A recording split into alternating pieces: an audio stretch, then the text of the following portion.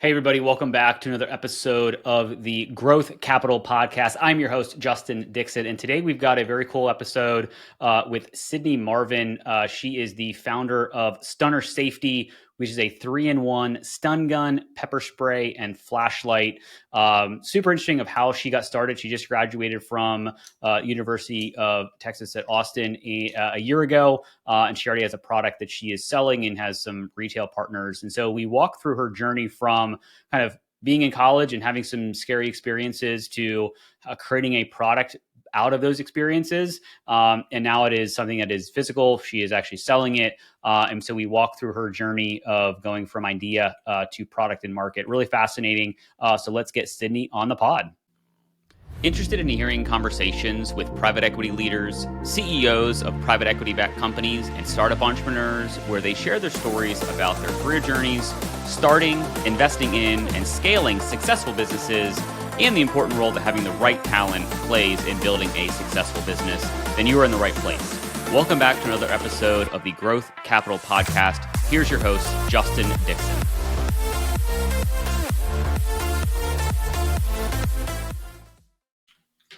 All right, Sydney, welcome to the podcast. Thank you for being on. Thanks for having me. Awesome. Well, let's kind of jump right in here. I got to see you at a pitch event a week or so ago, but maybe for the folks that weren't there that are listening to this, tell us a little bit about who you are, what you're up to, and where you're located.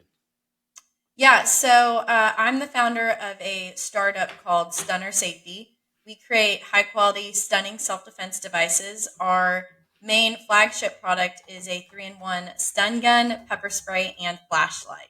And we're located in Houston, Texas.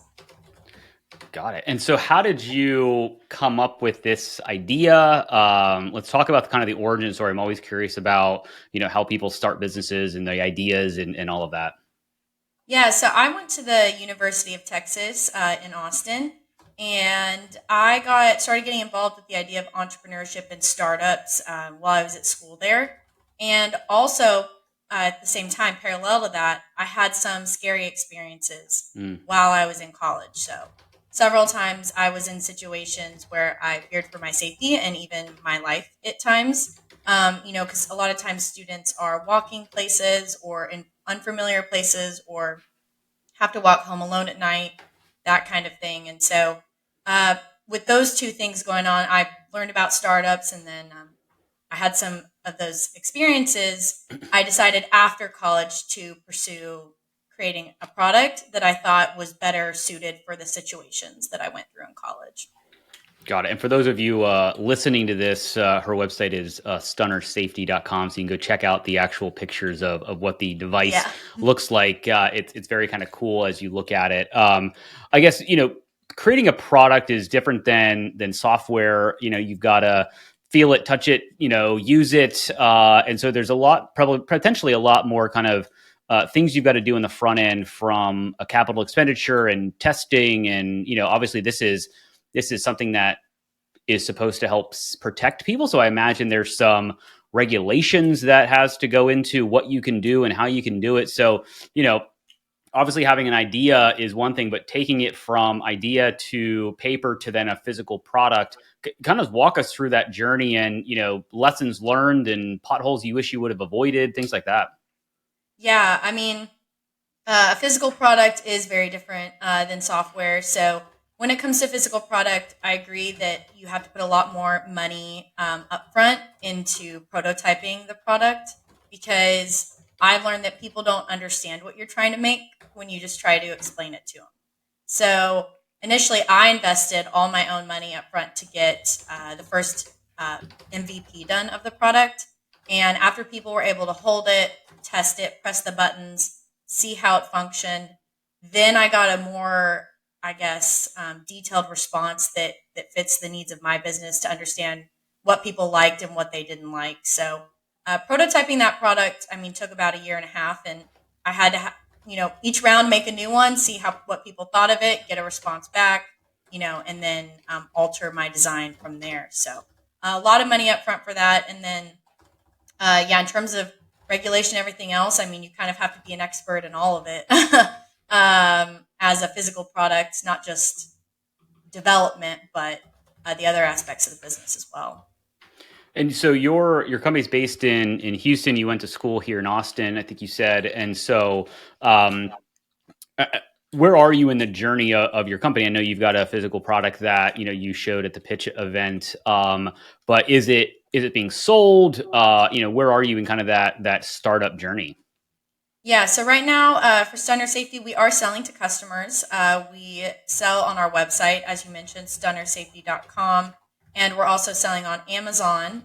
And we have our first official retail partner selling our product as well, the Home Security Superstore. So we are in production, we're shipping to customers, generating revenue, although still very early on. Basically, this first year I kind of took as a market validation of the product. So that's Yeah. where we're at.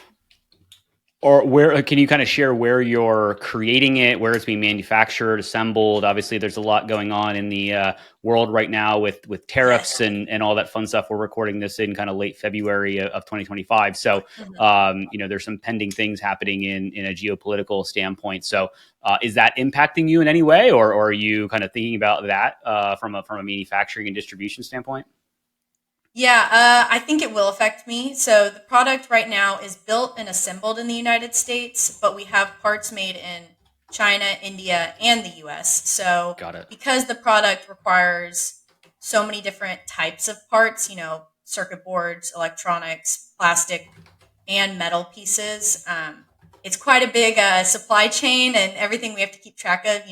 There's a lot of line items, pieces, and that go into the product. So I do think that the potential tariffs, especially the Chinese tariffs that may be implemented, will affect the supply chain for my business. But the benefit of my business and my product is we're so small and we're so lean and we don't have a huge investment in like some major factory. I mean, this is all pretty much being done out of my place of residence. Mm.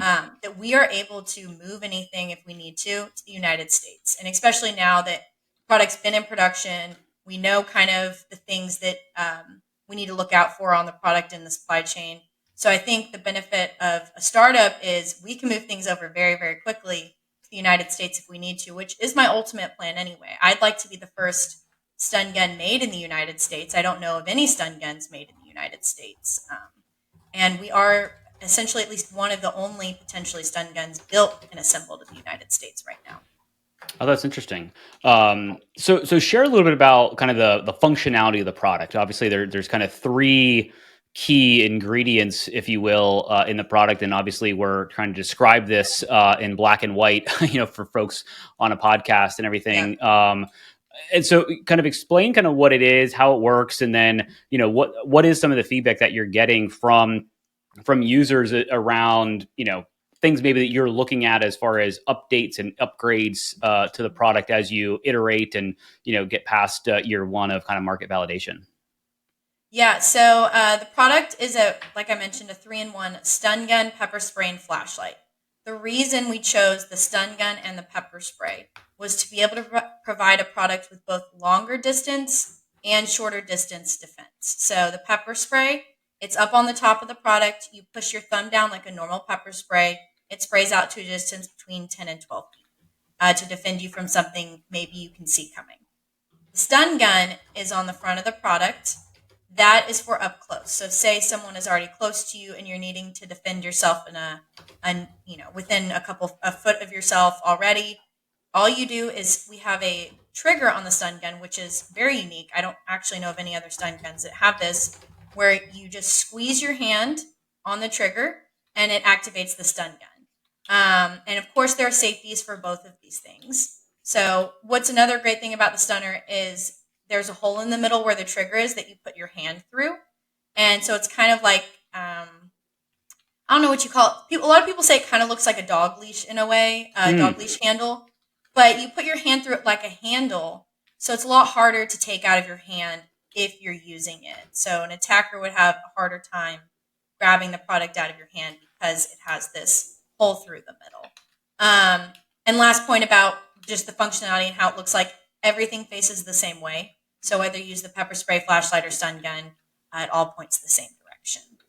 Got it. And kind of the flashlight, I'm guessing, is more of a initial alert, kind of that there may be Yes. danger close, and then obviously as the danger gets closer, the other functionality kind of comes into play, the pepper spray, and then obviously the stunner. And hopefully you don't get to the last one. Obviously, that's kind of the Yeah. goal. Hopefully not. So that's the goal of this product and why I designed it the way I did. And I guess, were you in a situation where you felt that only having pepper spray or only having, a whistle or a light or a stun gun, only having one of those options was kind of obsolete, in the sense that, to your point about distance, if somebody avoids the pepper spray or whatever, you're kind of out of luck. Like you've kind of shot your shot and now you've got no other option. So having a multi distance alert or protection system is potentially the better way to go.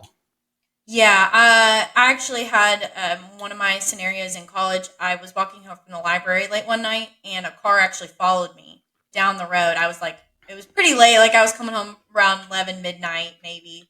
Mm-hmm. And I had one little pepper spray, which pepper spray is a great self defense tool. But the car, I saw that there were probably about 3 men or 4 men in the car. I couldn't exactly see because it was so dark out. And the problem with that is, if say all 3 of them charged me for whatever reason, it's unlikely that the pepper sprays, I'm going to be able to hit each one of them in the Right. face with the pepper spray.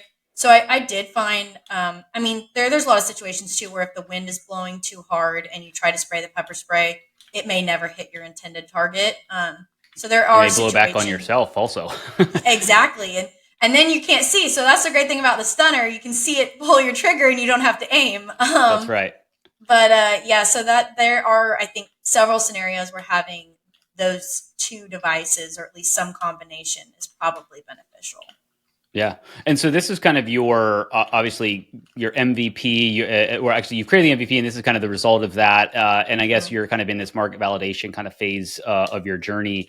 What are some of the improvements maybe that you think are going to be coming in kind of additional products, as well as what other products do you offer? Do you offer just a standalone pepper spray or a stunner, if people just want to get one or the other, as far as that goes? And then I think you mentioned in your pitch that you kind of are thinking about some type of subscription with the pepper spray, because it does, I didn't realize this, but pepper spray expires in a certain amount of time.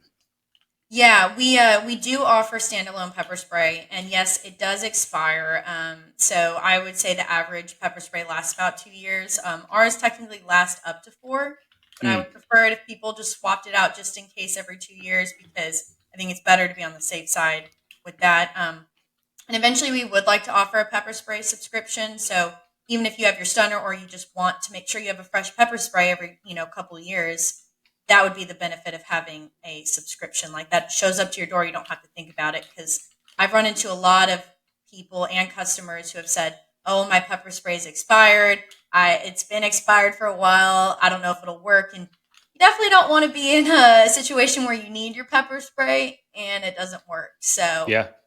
that's why we want to offer that. And then in terms of improvement, we are going to release some more colors of the stunner coming out. So Okay. we're probably going to offer 1 or 2 more options, because right now it comes in standard black. And then we eventually would like to work on a version 2 where maybe either we create a smaller stunner, or we work on some type of panic button, because we've gotten both of those comments about the Mm. product and what might be the best next iteration for it. Oh, yeah, because it doesn't make any noise at the moment. It just flashes. So potentially having some type of a noise feature, is that kind of what they're thinking Well, about, or it would connect to the authorities essentially? yeah, so the stun gun does make a pretty loud noise. I would say it's actually even louder than some of these alarms on the market. Mm. You go look at our website. We have a video review that SafeWise did at the bottom of the website where you can hear it. But the alarm is, yeah, more of like a GPS warning, potentially connected to police, networks. So something like that.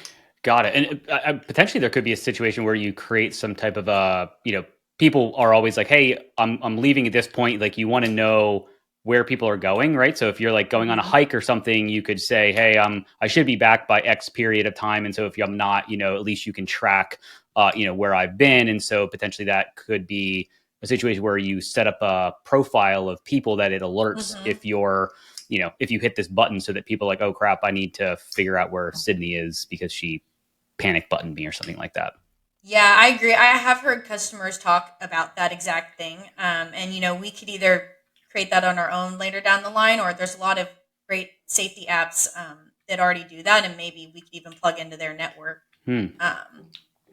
But yeah, that is something I've heard from customers for future use. When you think about kind of the target audience, and you talked a little bit about this in your pitch, like who are you selling this to? Like who's buying it? I'm just kind of curious, and I kind of have some ideas, but I'm kind of curious, kind of to get your thoughts, and maybe are there any ahas that you kind of thought differently about who may be buying it versus who is actually purchasing it? Yeah. So initially, as a recent, somewhat recent college graduate, 20-something-year-old woman, I thought, oh, the college women are going to be all over this. And it's not that they don't want to carry a product like this. It's that, you know, they just don't always think about the safety aspect, like needing to get a product ahead of time. Like Mm. I talked to a recent college freshman, and she was like, oh, those are all the safety situations that you could find yourself in. Like, I had no idea. And I found that I think talking to the parents is probably better to get the product out there, because parents obviously care very much about their child's safety.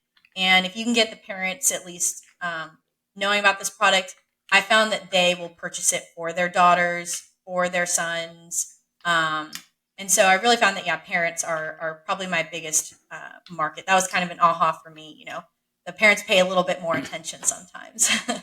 Yeah, and at least from their kind of, I guess, mental side, at least they purchased it and gave it to their child and hope that they use it. Right? They can't force the child to use it, but at least they purchased it and gave it to them prior to going to college or a school trip or whatever the case is. So that makes sense.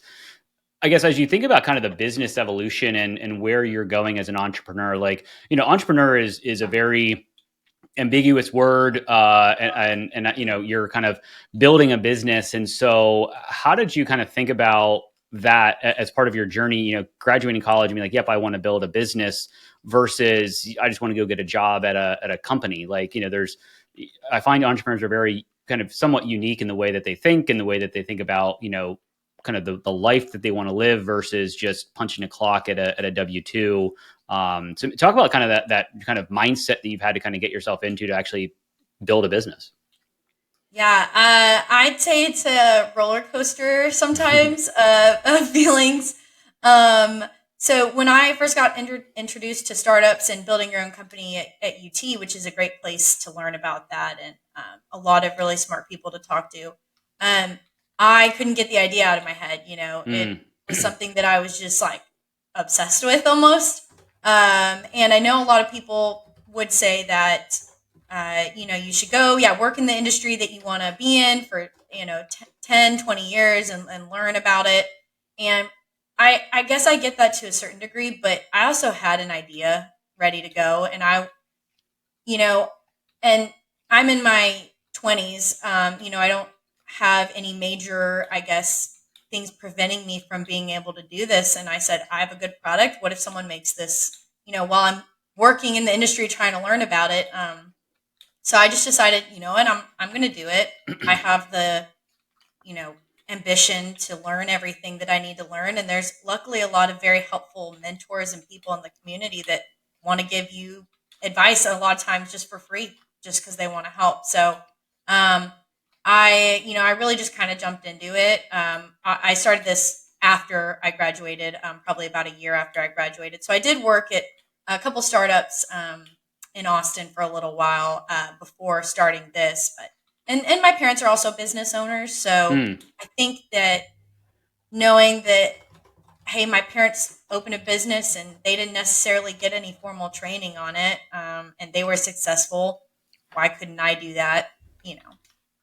Yeah, it's kind of, if you grow up in a situation where your parents are entrepreneurs or business owners, it kind of is instilled in you a little bit where like you can Mhm. take some risks, and there it also opens your eyes to there's other career avenues, right? As opposed to just going to work for a big company, you can start your own, and that can be a small or a big company down the road.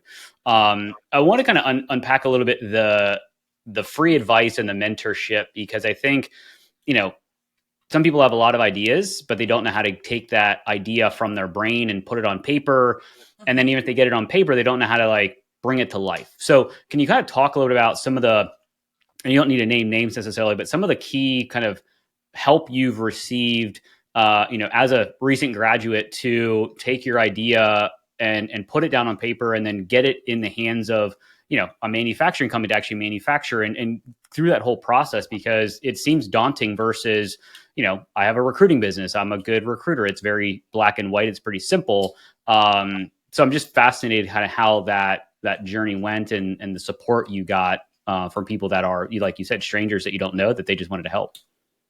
Yeah, I think putting yourself out there is step number one, because, like you saw at the pitch I did the other night, if you don't put yourself out there in those types of situations, no one's ever going to offer you help. So, Mm. my suggestion would be go to in person events, go meet people, go talk to people, go be put in a scary situation where you have to explain your idea in front of people you don't know. You'd be surprised how many people reach out and want to help you. And then so many people out there also have already done things like what you're trying to do. And, in terms of like, I know people who have built products before and they're trying to help me and tell me what I need to look out for. And then I know people who have run a CPG startup and want to give advice. I think you put yourself out there, put yourself in those in person situations, and then immediately take them up on their offer Right. uh, to give you advice or help, because you don't want to let that opportunity to talk with them slip away. And honestly, the more expert, I'm going to call them experts because it's people who have run businesses and been successful at it.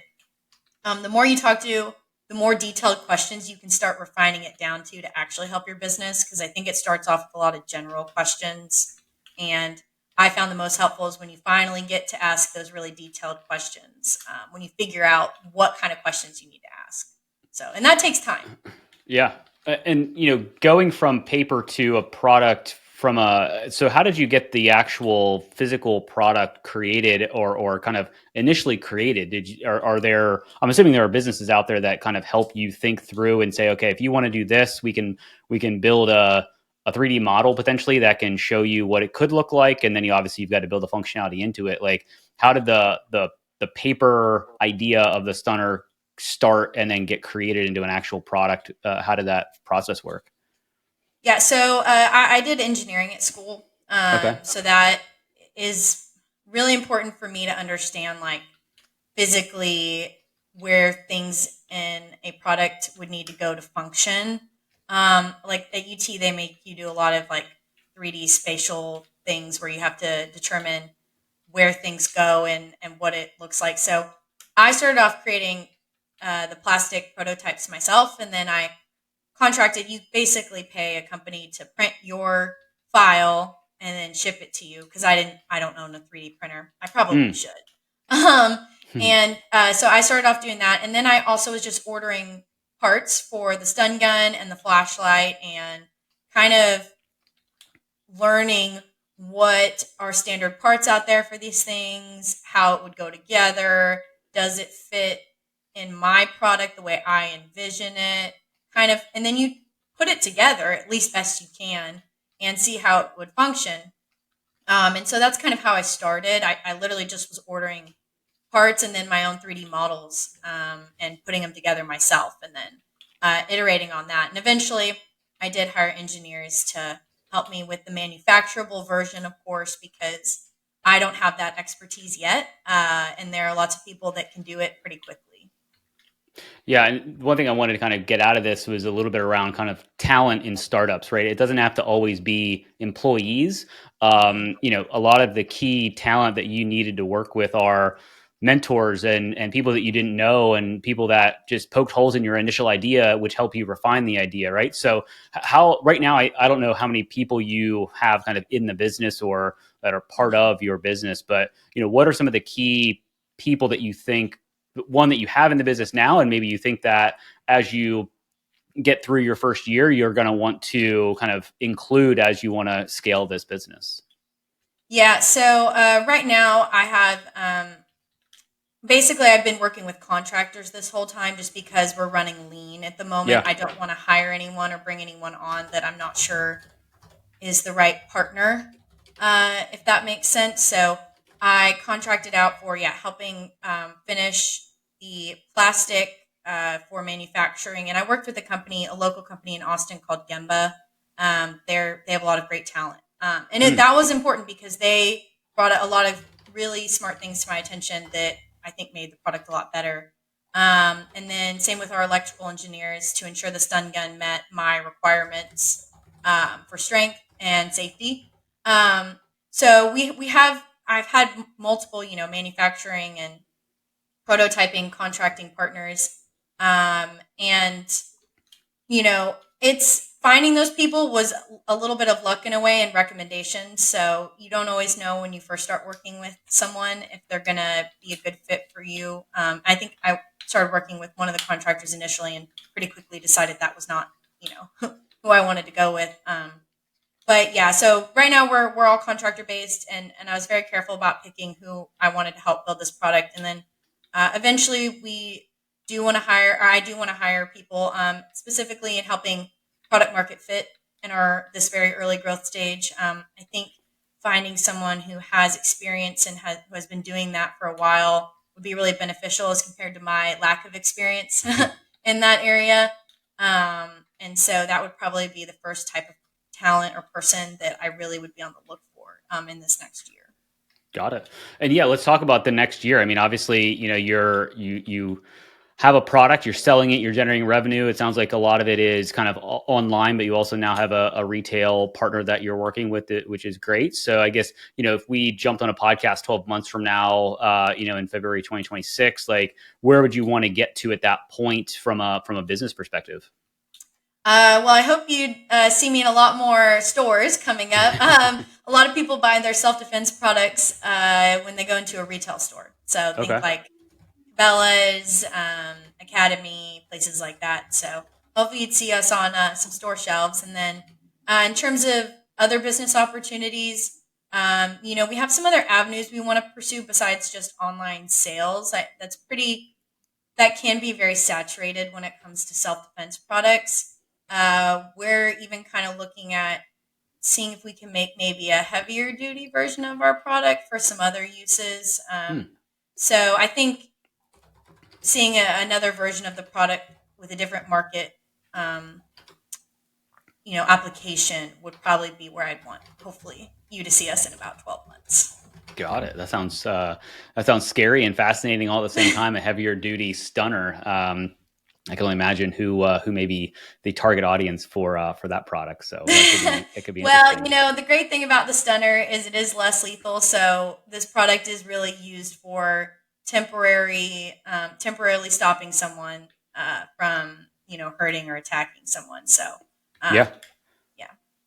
Interesting. And so, we talked about this already, but there's a lot of entrepreneurs out there, a lot of people out there that have ideas, right? And Mhm. you know, I've had ideas that I haven't pursued, and then I see them pop up, and I'm like, oh gosh, somebody did it, and it's like it can be very frustrating.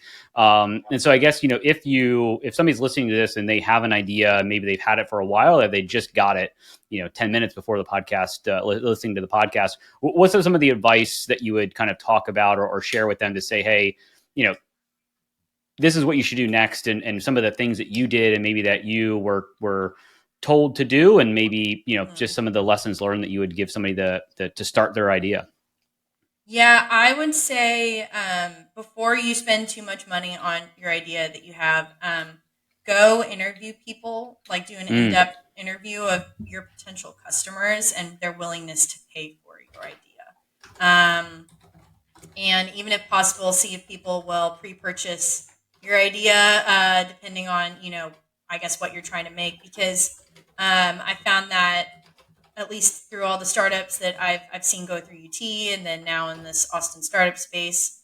The ones that die out are because I don't think there's an actual high enough demand for the product or the idea. So that's kind of why I called this last year kind of our market validation phase, because even though I had done all that and spent a lot of money prototyping the product, you still don't really know till people are willing to pay for it. Yeah. So yeah, interview who your customer is. And I would suggest interviewing as many as you can and ask them open-ended questions. Yeah, that's fascinating because some people, and I've definitely been in this scenario where you have this idea and in your brain, and to you, it's a great idea, right? It's like, oh my God, why hasn't nobody thought about that?